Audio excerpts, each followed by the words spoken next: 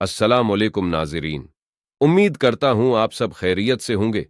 राज हयात की एक और नई वीडियो में आप सबको खुश आमदीद। वीडियो शुरू करने से पहले अगर आपने हमारे चैनल को सब्सक्राइब नहीं किया तो चैनल को सब्सक्राइब कर दें, वीडियो को लाइक और शेयर जरूर कर दीजिएगा। अगर वीडियो देखने के बाद आपके दिमाग में कोई सवाल पैदा हो तो अब कमेंट सेक्शन में हमसे पूछ सकते हैं। अब 3 तरह का वाज करते थे। फरमाते थे पहले शरीयत के अहकाम बयान करूंगा, वो करते फरमाते अब तरीक़त के अहकाम बयान करूंगा, उसके बाद फरमाते अब हकीकत बयान करूंगा। मारिफत की बातें करते लोगों पे वजद हो जाता, हु करके बाहू हो जाते थे। जनाजे उठते थे आपकी मजलिस से, यानी लोग ताब नहीं लाते थे, उसी कैफियत में इंतकाल हो जाता था। जनाजे उठा करते थे। कोई क्रिएटिव वर्क भी कीता जे, कोई पॉजिटिव वर्क भी कीता जे, साड़े ही जे बंदे अपने ही बंदे मार दे रहे हो। यूट्यूब पे गुस्ताहाना वीडियोस चढ़ाने वाले तो कोई नहीं आपने निगाह मार के खत्म किया, उनकी हार्ड डिस्क से डाटा तो आपने कोई नहीं डिलीट करवाया। बुजुर्गों से पाक रदी अल्लाह ताला अन्हु फरमाते मैं तो कयामत में भी उतनी देर जन्नत में नहीं जाऊंगा जब तक सारे मुरीद ना साथ चले जाए।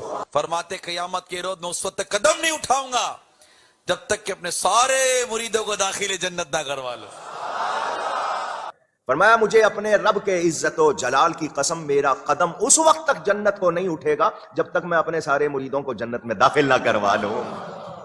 और दूसरी तरफ वो कितनी रिक्कत अंगेज हदीस है बुखारी और मुस्लिम दोनों में कि अल्लाह के महबूब सल्लल्लाहु अलैहि वसल्लम फरमाते हैं, जब कुरान की ये आयत नाजिल हुई ना कि ए नबी अपने करीबी रिश्तेदार को आखिरत का रिश्तेदारों को डर सुनाइए, तो आपने फिर एक एक रिश्तेदार को बुला कर कहा, आपने फरमाया ए नबी के चचा अब्बास, मेरे माल से जो लेना है ले ले, अगर अल्लाह ने क़यामत के दिन तुझे पकड़ लिया मैं तेरे कुछ काम नहीं आऊंगा। ए नबी की फूफी सफिया, मेरे माल से जो कुछ लेना है ले ले, अगर अल्लाह के हुजूर पकड़ी गई तो मैं तेरे कुछ काम नहीं आऊंगा। ए नबी की बेटी फातिमा, मेरे माल से जो लेना है ले ले, लेकिन आखिरत में अगर अल्लाह के हुजूर पकड़ी गई तो मैं तेरे कुछ काम नहीं आऊंगा। अंदाजा करें तो अगर नबी अलैहिस्सलाम के चचा आप सल्लल्लाहु अलैहि वसल्लम की फुप्पी और सबसे बढ़कर आप सल्लल्लाहु अलैहि वसल्लम की लाडली बेटी जन्नती औरतों की सरदार के बारे में यह कहा जा रहा है, तो बाबे ते शाही कोई नहीं जेड़े कहंदे ने जनाब असी तुहानू जन्नत ही ले जाएंगे, साडे मुरीद हो जाओ। हां, जिन्होंने कुरान और सुन्नत पढ़ा नहीं उन्होंने आपको यही लारे लपे लगा के रखने हैं ना। बहजतुल असरार में हुजूर गौसे आज़म रहमतुल्लाहि तआला अलैह फरमाते हैं, मैं टर्फ के जंगलों में सालों रहा, दरख्त के पत्तों पर मेरा गुजारा होता, मुझे पहनने के लिए हर साल एक शख्स ऊन का एक जुब्बा लाकर देता था जिसको मैं पहना करता था। मैं कांटों पर नंगे पांव चलता था, खौफनाक गारों और भयानक वादियों में बगैर खौफ के दाखिल हो जाता। नबी इस्लाम की तो ये तालीमात ही नहीं है। खुदा का नाम है, अगर ये आपने बुजुर्गों की बुजुर्गी बचानी है तो ये झूठ बोलना छोड़ें, ये हराम है इस तरह करना। बुखारी मुस्लिम दोनों में हदीस है, अब्दुल्ला बिन अमर बिन आस के बाप अमर बिन आस ने शिकायत की कि अब्दुल्ला बिन अमर बिन आस की बीवी ने मुझे शिकायत की है कि या रसूल सल्लम मेरा बेटा अपनी बीवी के पास नहीं जाता, पूरी रात नमाजें पढ़ता है। आपने अब्दुल्ला बिन अमर बिन आस को बुला के डांटा और आपने फरमाया, ए अब्दुल्ला तेरी बीवी का भी तुझ पे हक है, तेरे जिस्म का भी तुझ पे हक है, तेरे खानदान का भी तुझ पे हक है। अगर रोजाना रात को जागेगा तो तेरी आंखें अंधी हो जाएंगी, रात को आराम भी किया कर, अपनी बीवी के पास भी जाया कर। आपके बुजुर्ग बाबे जो हैं ये इंप्रेस थे यहूदियों के राहबों से और ईसाइयों के राहबों से और हिंदुओं के राहबों से, तो बहर फर्क तो होगा ना। फिर रावी का कौल है कि मैंने खलीफा को एक दिन हजरत सैयदना मुहियुद्दीन शेख अब्दुल कादिर जिलानी कुतुब रब्बानी रज़ी अल्लाह तआला अन्हु की खिदमत में देखा कि अर्ज कर रहा है कि हुजूर मैं आपसे कोई करामत देखना चाहता हूँ ताकि मेरा दिल इत्मीनान पाए। आप रज़ी अल्लाह तआला अन्हु ने फरमाया तुम क्या चाहते हो? उसने कहा मैं गैब से सेब चाहता हूँ, और पूरे इराक में उस वक्त सेब नहीं होते थे। तो आप रहमतुल्लाहि तआला अलैह ने हवा में हाथ बढ़ाया तो 2 सेब आप रज़ियल्लाहु तआला अन्हु के हाथ में थे। वो मैंने पहले भी अर्ज किया कि अब ये क़यामत तक कोई बुजुर्ग इस किस्म का कारनामा नहीं कर सकेगा। उसकी वजह यह है कि अब मीडिया का दौर है, अब जियो न्यूज का दौर है, अब ARY, एक्सप्रेस, दुनिया टीवी, BBC, CNN, इसके सामने पब्लिकली आके ये चीज پروف کرنی ہوگی، وہ تو ہر چیز ادھیڑ کے جو ہے وہ سائڈ پہ کر دیں گے، سارا چٹا بٹا کھول کے رکھ دیں گے. تو اس حوالے سے یہ سب کی سب چیزیں جھوٹ پہ چل رہی تھی، اس لیے اب آپ کو آج کل کوئی ایسے واقعات نہیں نظر آئیں گے. ورنہ دعویٰ تو ہے نا جی ہر وقت اللہ کے اولیاء سے. اب اولیاء بھی ان کے لیے اس قسم کے کرتب دکھانے والے لوگ رہ گئے. جی دنیا خالی نہیں ہوتی تو ہونتے آمن اولیاء سامنے ہونتے ضرورت ہے زیادہ. اب تو لوگ قرآن و سنت پڑھ پڑھ کے ان کے بقول گمراہ ہو رہے ہیں، تو اس وقت تو زیادہ ضرورت ہے کہ یہ لوگ سامنے آئے اور کرتب کر کے لوگوں کو دکھائیں. لیکن یہ اب انشاءاللہ نہیں لائیں گے، اس قسم کا کوئی کام نہیں کر سکیں گے، کیونکہ ان کے اوپر بہت بڑا میڈیا کا چیک لگ چکا ہے الحمدللہ. ماں نے بھیجا، بسم اللہ کریں، قرآن شریف پڑھیں. استاد صاحب نے کہا پڑھو بسم اللہ الرحمن الرحیم. حضرت نے 14 اور ایک روایت کے مطابق 18 پارے زبانی سنا دیے. وہ استاد کہنے لگا یہ بچہ پڑھنے آیا ہے یا پڑھانے آیا ہے؟ ہیں؟ ماں بھیج رہی ہے بسم اللہ کراؤ، اس کو 18 پارے یاد ہیں. ادھر بچہ کہہ رہا تھا استاد جی پہلا پڑھا ہوا تو سن لو. پیغام بھیجا ماں کے پاس، یہ ماجرا کیا ہے؟ تم نے بھیجا بسم اللہ کے لیے، اس کو 18 پارے یاد ہیں. تو ماں کہتی ہے کوئی تعجب کی بات نہیں، مجھے 18 پارے یاد ہیں. جب یہ پیٹ میں تھا میں پڑھتی تھی، اس نے سن کر وہیں یاد کر لی ہے کہ میرے مرشد نے پڑھنا شروع کر دیا. اعوذ باللہ من الشیطان الرجیم بسم اللہ الرحمن الرحیم. یہ پڑھنے کے بعد سورۃ الفاتحہ پوری پڑھ لی. اس کے بعد الف لام میم شروع کر دی اور پوری سورہ بقرہ بھی سنا دی. یہاں تک کہ میرے مرشد پاک نے 5 سال کی عمر میں بغیر کسی ظاہری استاذ کے پاس پڑھے 18 پارے پڑھ کر سنا دیے، اور وہ بھی زبان. اس بزرگ نے عرض کی شہزادے اور بھی پڑھیے نا. فرمانے لگے بس مجھے اتنا ہی یاد ہے، میں 18 پارے کا حافظ ہوں. کیونکہ میری ماں کو بھی اتنا ہی یاد تھا. جب میں اپنی ماں کے پیٹ میں تھا اس وقت میری ماں جب پڑھا کرتی تھی تو میں نے سن سن کر یاد کر لیا تھا. اسی سے وہ انہوں نے کہانی نکال لی ہے نا کہ شیخ عبد القادر جیلانی جو پیدا ہوئے تھے 14 سپارے فصل. ایسے پاسبل نہیں ہے، بالکل جھوٹ ہے. یعنی صحابہ کرام تو صحابہ صفحہ بچارے بیٹھ کے پورا دن حضور سے تعلیم حاصل کرتے تھے، تو انہوں نے تو قرآن یاد نہیں کیا، اور یہ کہتے ہیں کہ جناب پیدائشی حافظ سن. غوث پاک فرماتے ہیں 3 سال میں نے کچھ نہیں کھایا پیا. 3 سال کے بعد خضر علیہ السلام 2 روغنی روٹیاں، جس کو آپ پراٹھا کہتے ہیں یا شیر مال کہتے ہیں، 2 روغنی روٹیاں اور دودھ کا پیالہ لے کر آئے اور مجھے کہا کہ کھاؤ. تو غوث پاک فرماتے ہیں میں نے کہہ دیا میں نے اللہ کے لیے کھانا پینا چھوڑ دیا ہے. تو خضر علیہ السلام نے کہا مجھے اللہ ہی نے بھیجا ہے، اللہ ہی نے بھیجا ہے. تو غوث پاک نے فرمایا اگر رب نے بھیجا تو وہ کہے گا تو کھاؤں گا. غیب سے آواز آتی تھی اے عبد القادر تجھے میرے حق کی قسم کھا، تجھے میرے حق کی قسم دی. حضرت خضر کہتے ہیں یہ آج تک زندہ ہے. آج تھے تو چھاڑ دو. حضور کے زمانے میں تھے؟ جی تھے. تو جب نبی علیہ السلام نے دعوی نبوت کیا تو سب سے پہلے تو خضر کو آ کے ان کی دعوت قبول کرنی چاہیے تھی نا، کیونکہ آیا کہ جب میں تمہیں پیغمبر بنا کے بھیجوں اور کوئی اور پیغمبر آئے تو تم نے اس کو ویلکم کہنا ہے. تو حضرت خضر نے کہاں پہ، خضر اردو میں بولتے ہیں لفظ خضر ہے، خضر دوات کے ساتھ. یہ کوئی ضعیف روایت دکھائیں کہ حضرت خضر حضور کے پاس آتے ہیں اور کہیں یا رسول اللہ میں آپ پہ ایمان لایا ہوں. جبرائیل کا تو آتا ہے انسانی شکل میں آئے ہیں، خضر کا کہیں پہ آتا ہے؟ تو جعلی سارا کام بنایا ہوا ہے. وہ خضر موسیٰ کے زمانے میں تھا، وہ فرشتہ تھا، پیغمبر تھا، واللہ عالم. وہ ایک واقعہ رپورٹ ہوا، دیٹس آل. اچھا خضر بھی ان کا جو ہے نا، ان کا خضر وہ اتنا ہوشیار ہے، حضور کے زمانے میں غائب، غزوہ بدر میں غائب، احد میں غائب، قادسیہ یرموک میں غائب، بعض جا کے بابے انہوں پہ ملتا ہے.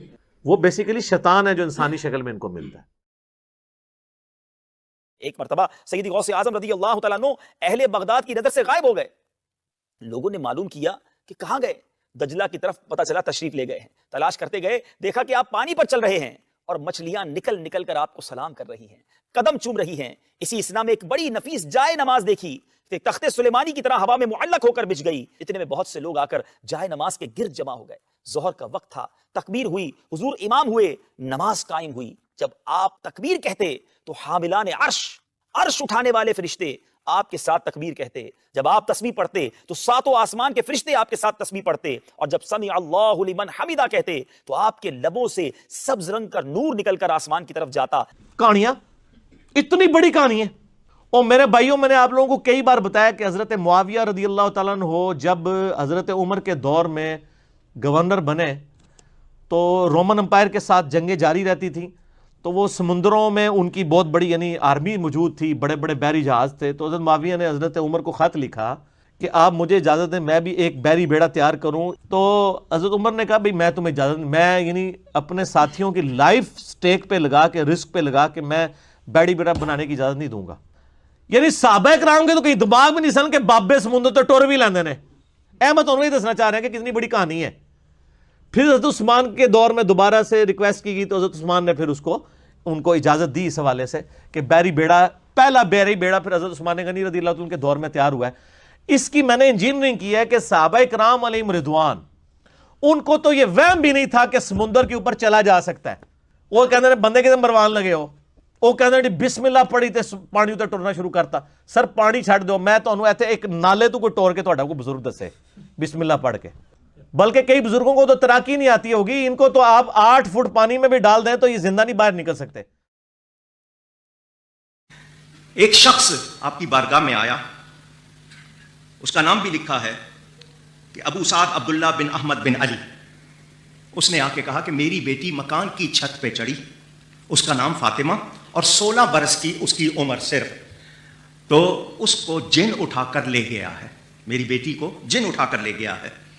وہ حضرت غوث پاک کی بارگاہ میں آیا، اس نے یہ واقعہ سنایا کہ میری بیٹی کنواری ہے، خوبصورت ہے، چھت پہ چڑھی اور جن لے گیا ہے، میں کیا کروں؟ فرمایا جنگل کی طرف جاؤ، وہاں 5 ٹیلے ہیں، 5ویں ٹیلے کے پاس جا کر بیٹھو اور اپنے گرد ایک دائرہ لکڑی سے کھینچ لینا اور یہ کہنا دائرہ بناتے ہوئے بسم اللہ علی نیت عبد القادر، اتنا کہنا اور دائرہ بنا لینا۔ تمہارے پاس بہت سی چیزیں آئیں گی لیکن اس دائرے میں داخل نہیں ہوں گی، ڈرنا اور گھبرانا نہیں۔ اس نے اسی طرح کیا، وہ چلا گیا، دائرہ بنا لیا، جنوں کے گروہ آئے اس کے پاس، بڑی بڑی شکلیں بنا کر آئے، مگر وہ غوث پاک کی بات پر یقین کرتے ہوئے اسی طرح بیٹھا رہا۔ فرمایا بادشاہ آئے گا جنوں کا تمہارے پاس، رات کو آتے رہے دوسرے، صبح جنوں کا بادشاہ آیا اس کے پاس ایک لشکر کے ساتھ، اور وہ دائرے میں داخل نہیں ہوا، اس کے پاس آ کے پوچھا کیسے بیٹھے ہو؟ اس نے کہا مجھے غوث پاک نے بھیجا ہے، حضرت سیدنا شیخ عبد القادر جیلانی نے بھیجا ہے۔ اتنا کہا تو بادشاہ اس شخص کے پاس آ کے زمین پر بیٹھ گیا اور کہنے لگا تمہاری کیا حاجت ہے؟ اس نے ساری بات سنائی تو اس نے اپنے ساتھیوں سے کہا یہ کام کس نے کیا ہے؟ انہوں نے کہا ہمیں نہیں معلوم، ان کا پتہ کرو۔ تو چین، کہاں بغداد اور کہاں چائنا، چین کے ایک جن نے یہ حرکت کی تھی، اس کو پیش کیا گیا، لڑکی اس کے پاس تھی۔ وہ جب آیا تو بادشاہ نے، جنوں کے بادشاہ نے اس سے پوچھا تجھے کس چیز نے اس پر برانگیختہ کیا، اکسایا تجھے کہ تو غوث پاک کے علاقے سے لڑکی اٹھا کے لے جائے؟ تیری اتنی جرأت کیسے ہوئی؟ اس نے حکم دیا اس کی گردن اڑا دی جائے، اس کی گردن اڑا دی گئی، بیٹی اس کے حوالے کر دی۔ تو میں نے اس بادشاہ سے کہا تم غوث پاک کا اتنا کہنا مانتے ہو، ان کے نام کا اتنا اثر؟ تو اس نے کہا وہ جس طرح اللہ کی عطا سے بغداد میں بیٹھے ہیں وہ پوری کائنات میں تصرف کرتے ہیں، جنوں انسانوں پر ان کو اختیار دیا گیا ہے، ہم ان کی نافرمانی کر سکتے نہیں۔ رات کے سناٹے میں خوفناک جنات میرے حصار کے باہر گزرتے رہے، جنات کی شکلیں اس قدر ہیبت ناک تھی کہ مجھ سے دیکھی نہ جاتی تھی۔ سحری کے وقت جنات کا بادشاہ گھوڑے پر سوار آیا، اس کے ارد گرد بھی جنات کا ہجوم تھا۔ حصار کے باہر ہی سے اس نے میری حاجت دریافت کی۔ میں نے بتایا کہ مجھے حضور غوث الاعظم علیہ رحمت اللہ الاکرم نے تمہارے پاس بھیجا۔ اتنا سننا تھا کہ ایک دم وہ گھوڑے سے اتر آیا اور زمین پر بیٹھ گیا۔ دوسرے سارے جنات بھی دائرے کے باہر بیٹھ گئے۔ میں نے اپنی لڑکی کی گمشدگی کا واقعہ سنایا۔ اس نے تمام جنات نے اعلان کیا کہ لڑکی کو کون لے گیا۔ چند ہی لمحوں میں جنات نے ایک چینی جن کو پکڑ کر بطور مجرم حاضر کر دیا۔ جنات کے بادشاہ نے اس سے پوچھا قطب وقت حضرت غوث الاعظم علیہ رحمت اللہ الاکرم کے شہر سے تم نے لڑکی کیوں اٹھائی؟ وہ کانپتے ہوئے بولا علی جا میں دیکھتے ہی اس پر عاشق ہو گیا تھا۔ بادشاہ نے اس چینی جن کی گردن مارنے کا حکم صادر کیا اور میری پیاری بیٹی فاطمہ میرے سپرد کر دی۔ ایک شخص تھا اور وہ بڑے پائے کا بزرگ تھا، اللہ کا ولی تھا، وہ 70,000 کے بیچ میں بیٹھا ہوا ہے اور انہیں انتہائی حاجت محسوس ہو رہی، وہ ٹوائلٹ جانا چاہتے تھے، اجابت خانہ بیت الخلا جانا چاہتے تھے۔ उन्होंने अपनी इजाबत को कंट्रोल करना चाहा, जितनी देर कंट्रोल कर सकते थे करे, लेकिन इजाबत अब अपनी इंतहा को पहुंची, शिद्दत इंतहा को पहुंची, तो बड़े बेचैन हो गए, क्योंकि अब 25-50 आदमी हो तो ऐसा हटा के निकल जाएंगे, इधर पलटे तो 20,000, उधर पलटे तो 40,000, पीछे देखे तो 50,000, कहां से जाएंगे? बीच में बैठे हुए, जरूरत आ रही है, बेचैन हो बेकरार हो गए। उसी बेकरारी के आलम में गौसे पाक सरकार की तरफ मुतवज्जे होते हैं, सरकार अब मैं क्या करूं, जरूरत महसूस हो रही है और इंतहा शिद्दत के साथ। गौसे पाक सरकार, हालांकि उन्होंने आवाज नहीं दी, बस खाली अंदर आपकी तबीयत में महसूस होता है गौसे पाक क्या करूं। गौसे पाक सरकार ऐसे बाजू से अपना रुमाल उठाते हैं और उनकी तरफ फेंक देते हैं, जैसे ही फेंके वो रुमाल उड़ता हुआ उनके ऊपर जाकर गिरता है, उस बुजुर्ग पर जिनको हाजत महसूस हो रही है। वो फरमाते हैं, खुदा की कसम रुमाल करीब आया, जब मुझ पर गिरने लगा तो मैं उस रुमाल के गिरने के वजह से आंख यूं बंद किया, जैसे ही बंद किया फिर मैंने जब आंख खोली तो मैं क्या महसूस करता हूं, एक जंगल में बैठा हुआ हूं, इधर पलट कर देखता हूं इंसान तो इंसान, चरिंद परिंद भी नजर नहीं आता। तो मुझे शिद्दत से जरूरत आ रही थी, मैंने एक कोना देखा और वहां जरूरत कर ली, जरूरत से फारिग हुआ, फिर एक जगह गया, पानी मिला, वहां से वजू भी कर लिया, वजू करके फिर मैंने सोचा कि भाई मैं कहां हूं, गौसे पाक की मजलिस में था, यहां कहां था, अभी ख्याल कर ही रहा हूं, चेहरे पे से रुमाल हटाया तो फिर गौसे पाक की मजलिस में बैठा हुआ। देखें, ये अब साइंटिफिक दौर है, इधर आपने इश्यूज को पेश करना है तो आपने एक बुकिश फॉर्म में पेश करना है कि हाँ ये इस तरह नहीं इस तरह है। और मैं आपको बताऊं, ये जो मोजज़ात और करामात को हम मानते हैं, लेकिन ये किसी के इख्तियार में नहीं है, इल्ला एक अंबिया के साथ मोजज़ात अटैच है। करामत अल्लाह ताला जिसके ऊपर ज़ाहिर करते हैं। ये जिस तरह सुपरमैन और टार्जन बना के पेश करते हैं ना बुजुर्गों को, तो चूंकि इनके दावे हैं ना, तो करके बताएं। एक और जगह फरमाते हैं, अगर मेरा मुरीद मशरिक में हो और मैं मगरिब में हूं और उसका सितर खुल जाए तो मैं वहीं से हाथ बढ़ाकर उसका सितर ढांक दूं। मजीद मेरे गौसे पाक रहमतुल्लाह ताला अलैह फरमाते हैं, अगर मेरा मुरीद मशरिक में हो और मैं मगरिब में हूं और इसका पर्दा खुले मैं ढांक दूं। और अगर मेरे मुरीद का सितर मशरिक में खुल जाए और मैं मगरिब में हूं तो मैं उसको छुपाने वाला हूं। गौसे पाक फरमाते हैं कि अगर मेरा मुरीद मशरिक में हो और मैं मगरिब में हूं, वहां उसका पर्दा इफ़त गिर रहा हो, रब ने मुझे वो ताकत और तसर्रुफ अता फरमाया हुआ है, वो ताकत अता फरमाई हुई है कि मैं उसके गिरते हुए पर्दे इफ़त को संभालने के लिए हाजिर हो जाता हूं। तो सर ऐ कोड़ाते हैं मैदान केड़ा सुच्चा कादरी आ जाए सामने। सुच्चा कादरी, सारे सुच्चे कादरी जेड़े ना अंडरवेयर पा लो, धोतियां पा लो, उस बाद मीडिया के सामने आके अपने बुजुर्गों की बुजुर्गी के फन का मुजाहरा करो। एटलीस्ट वो तो कम अज कम करे ना, जिनके लाखों मुरीद हैं वो तो सुच्चे कादरी हैं ना, जो खुद कादरी सिलसिला पे कहते हैं कि हमारे जरिए से बैत हो रहे हैं। उनका तो अगर एक बंदे का सतर खुलने से अगर पूरा पाकिस्तान उनके उसमें आता है और दोज़ख में जाने से बचता है तो सर कुर्बानी दे दे, क्या फर्क पड़ता है। सब कहानी है, झूठ है। मेरा ये कदम तमाम औलिया की गर्दन पर है। जनाबे हज़रत गौसे सकलैन का ये कलाम, कदम याज़ी अला रक़बत कुल्ली वलीय्यिल्लाह, मेरा ये कदम अल्लाह के सारे वलियों की गर्दनों पर है। गौसुल आज़म शेख अब्दुल कादिर जिलानी, उनका कदम सब वलियों की गर्दन पर। सर ये जो जुमला है ना कि तमाम औलिया की गर्दन पे मेरा पाँव है, ये कोई मुसलमान नहीं बोल सकता, वली तो छोड़ दे। ये शेख अब्दुल कादिर जिलानी पे झूठ बांधा गया, उन्होंने नहीं कहीं कहा। ये अल्लाह का नेक बंदा तो हर वक्त डरता रहता है। वो ये फिरौनी अल्फाज, ये तो फिरौन बोलेगा कि मेरा लोगों के गर्दन पे पाँव है। क्या हजरत अबू बकर सिद्दीक ने कहीं बोला है ये कि तमाम सहाबा की गर्दन पे मेरा पाँव है? सहाबा के सरदार कौन है? अबू बकर सिद्दीक। ये कहते हैं कि अब्दुल कादिर जिलानी औलिया अल्लाह के सरदार हैं।